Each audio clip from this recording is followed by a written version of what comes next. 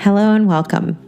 Here is a podcast just for you, where every day I'm teaching you something new about how to be the best version of yourself so you can be an inspiring visionary for everyone else. I'm showing up to guide you through some things that you may have often overlooked, such as how to strengthen your mindset without having to read a book. In a world where everyone's focus is on what everyone else is up to, I'm hoping I can help you slow life down so you can focus on what you can do. The world needs more people to believe in what they see and to have visions beyond diagnoses with a focus on possibility. So, I'm asking that as you listen in, please open up your mind. And together, let's see all the ways we can make better what we find. This is a podcast about diversity, equity, and inclusion. And it's also about my experiences with exclusion. And it is my hope that in each episode, you're able to connect with me. And when we leave the conversation, I hope you are forever committed to the cause. See me, not ASD. Let's get started.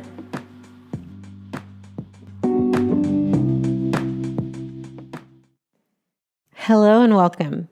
This is episode 6 of See Me, Not ASD, the podcast. And I'm your host, Davika Carr. We are continuing our journey through awareness through honesty. But this week, I'm doing things a little different. I'm talking about once in a lifetime, because every experience has its own first feeling.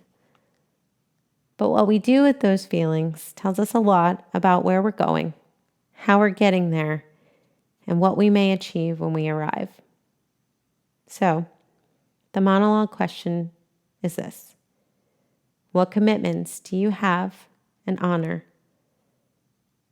to elevate the human experience to an admirable quality? Not just for yourself, but for those around you and for those that you love and lead. Our segment goal is simple. We want to raise your conscience. We want to elevate you to a place where this is on the top of your mind, where you're wondering every day how you can elevate the human experience. And you're going to do it by making 3 simple commitments. The moment that you become aware of some difference, some labels, some disability diagnosis, some medical diagnosis, whether you're sitting in an office with a doctor, whether you're sitting amongst your friends having a discussion, whether you're looking at yourself in the mirror, every experience, I call these awareness moments, every awareness moment has its own first feeling. You remember how you first felt when you realized X, Y, or Z. I remember how I first felt when I received my son's diagnosis of autism spectrum disorder. I'll talk about it next week, but I remember. I remember so vividly that I can still feel it today. I remember the first time I realized that color matters to some people in ways that suppresses those of us who are not nearly as prominent in certain areas. I remember the first time that I discovered being a mother and being an entrepreneur and being a wife and being thoughtful was too much for some people. So much so that they would decide I wasn't good enough to be a part of their life. I remember the first feeling when that became a realization. And that's something that's happened to me multiple times. And each time it had its own first feeling.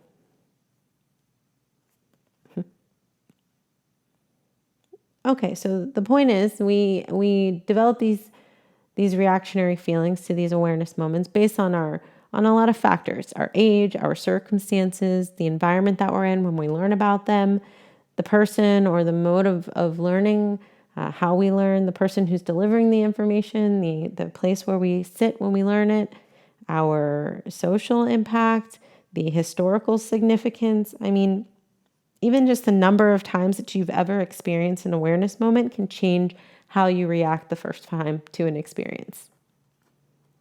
And I had often wondered, long before doing this podcast, I had often wondered why at an early age are we not taught and provided successful tools for reshaping the impact that awareness moments have on our lives and our next steps and our actions thereafter. Like, to me, it seems so simple. We should be developing one another in such way that we know what to do with those feelings. Now, I'm not suggesting that we change the feelings that we feel in the first moment, because most of the time, your first reaction to something is truly a genuine, authentic feeling. Every feeling is real. But what you do with the feeling and how you pivot changes the circumstances, changes your next steps, it changes your journey going forward. And so that's really what I couldn't wrap my head around, why we never learned that, learned ways to be visionary in the way that we react to things, or the way that we channel what we're reacting to and how it affects us. So the ways that pivot our circumstances into power despite pain, discomfort, disappointment, denial, worry, fear, confusion. The ways that we pivot those circumstances into powerful sources, despite all of that, are the ways that will teach us how to respond to other people, how to respond in different circumstances, in different awareness moments, in different experiences, and how to elevate other people. So by learning to manage it for ourselves, we begin to redirect that reshaping, redirect this idea that what we're experiencing in those awareness moments and what we do thereafter becomes a source of power for other people too. It all makes sense when I read this article, but to dive deeper into this, I went back to my notes, and I had written down this phrase, one single phrase. It had no context around it. It was just, it must have been something that I had written down in a hurry. Like, I heard it and it caught my ear and my mind, and I didn't have time to write out my thoughts. So I read it as I was preparing for this particular episode, and I couldn't help but sit down and write about it. And so today, whatever time of day you're watching this or listening to this, I hope that what I'm sharing in this article, essentially this is going to be a read through. This is an article I wrote. I didn't edit it. It is just the bare of my thoughts. But I believe that the tools that exist in this article are what everyone should consider using to reshape the awareness moments in their lives. Because by doing so, your reactionary feelings to things that are said, to things that are done, to things that you learn about yourself, or the ways in which people label you as different, all of a sudden it just becomes better. You become a source of power for yourself and for everyone else. And it does matter whether or not you are a source of power for other people, right? Because as much as I want you to be better for yourself,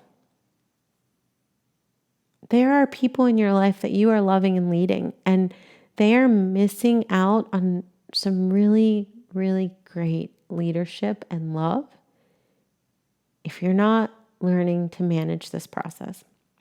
Now, I'm not saying my tools are the only tools. I'm definitely not saying my tools are going to work for everyone. But I certainly believe that they can. I believe that they can. And the key is that they take practice. But the commitment to practicing them is what becomes the golden ticket.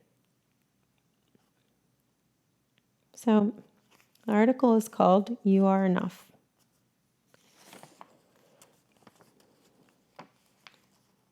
I fear your kid isn't autistic enough.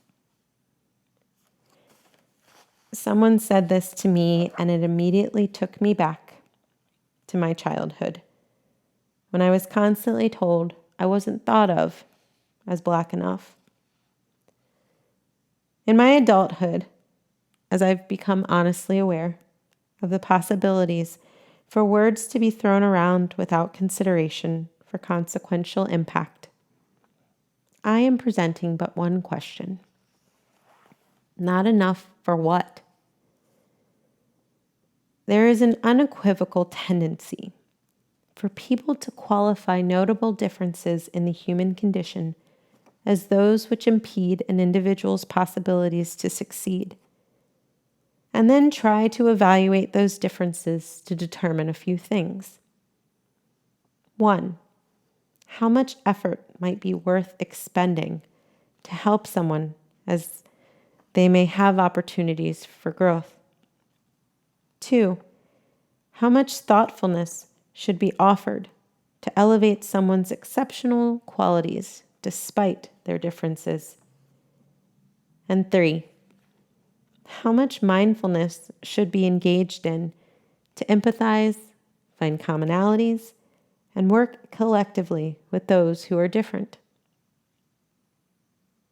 What is uncommon, unnatural for most, but a more promising tendency to have, is the realization that we all have notable differences as a consequence of being part of the human condition. And we can choose to perceive our differences as sources of power rather than sources of limitations. The labeling of differences is often viewed as the first step to understanding diversity. I believe such an exercise matters when studying inequality and trying to determine aggregate resources needed to pursue equality.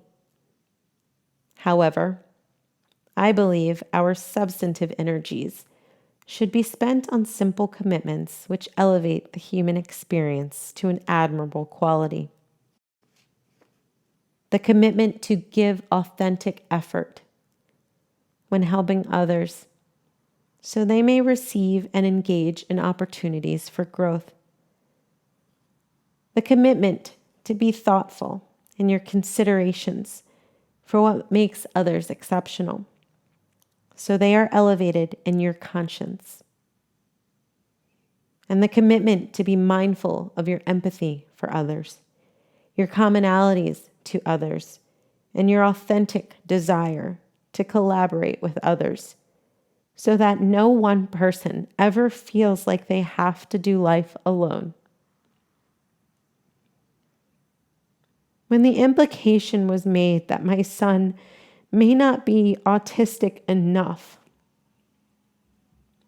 there was a consequential perception that perhaps he doesn't deserve as much understanding and guidance as the nonverbal children on the spectrum, or that he doesn't need to receive opportunities for growth at the same rate as others, that perhaps those helping him are free to minimize their thoughtfulness when contemplating what makes him exceptional.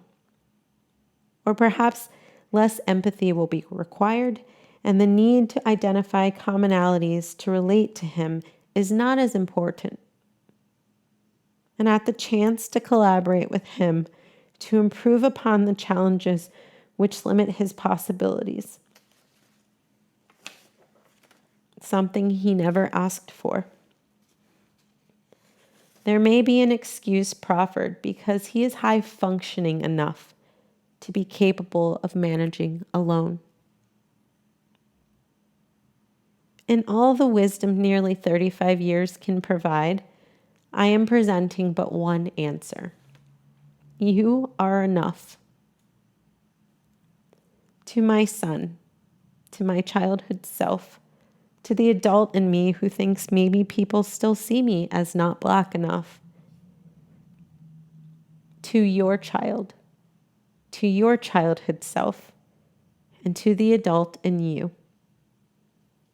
I promise you can rely on me to be at least one person committed to seeing our differences as sources of power. I wish to elevate your human experience to an admirable quality.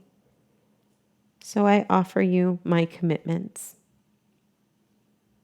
I am committed to giving authentic effort when helping others so that they may receive and engage in opportunities for growth.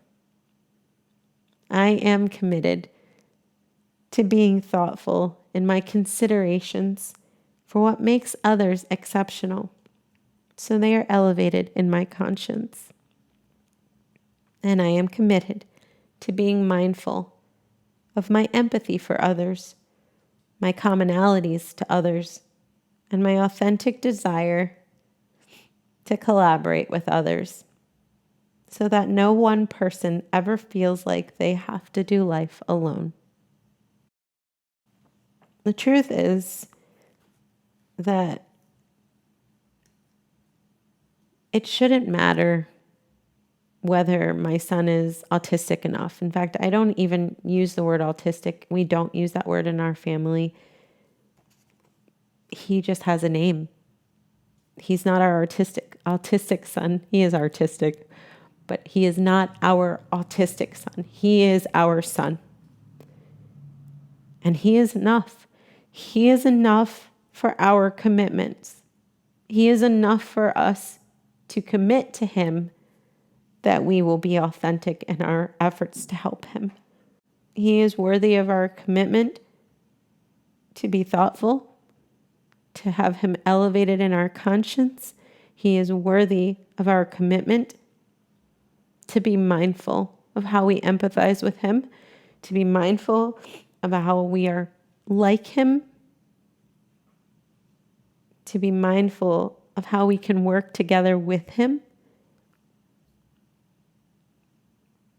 He is worthy of us making sure that he never has to feel like he has to do life alone. It doesn't matter if we're talking about someone on the spectrum, someone who is of color, someone who is of a different ethnicity, someone who has received a medical diagnosis, someone who has some physical limitations. The list could go on. It doesn't matter. If we make the simple commitments that I've just expressed now, if we commit to one another, to be committed in all of those three things, man, being a visionary all of a sudden becomes more exciting. And the possibilities to elevate exceptional people around the world, golden. How I felt in that first moment when someone said to me, I fear your kid isn't autistic enough. I could have done a lot with those first feelings, but I chose to find a way to act in ways that doesn't matter, because he's enough. We all are. You are, I am, he is. So your call to action this week is this. I'm asking you to download our commitment card. It will be posted on our website, and also you can find it on Instagram. Screenshot it and ask yourself if you are ready to honor such commitments in your own life. And if you are not ready, or if you are not willing, ask yourself why. And my only request is that you answer honestly. Those answers are just for you. You are welcome and invited to share them with me, but they are meant for you, because you are the only person that you can answer to about why you're not willing to make those commitments, or how it might impact your life if you did or if you didn't. The creative connection is a quote from Maya Angelou, which I believe to be quite a paradox. I've learned that people will forget what you said, People will forget what you did, but people will never forget how you made them feel. The paradox here really is that how you make people feel is often a consequence to what you said and what you did. Our actions matter, our words matter, and how we make people feel matters.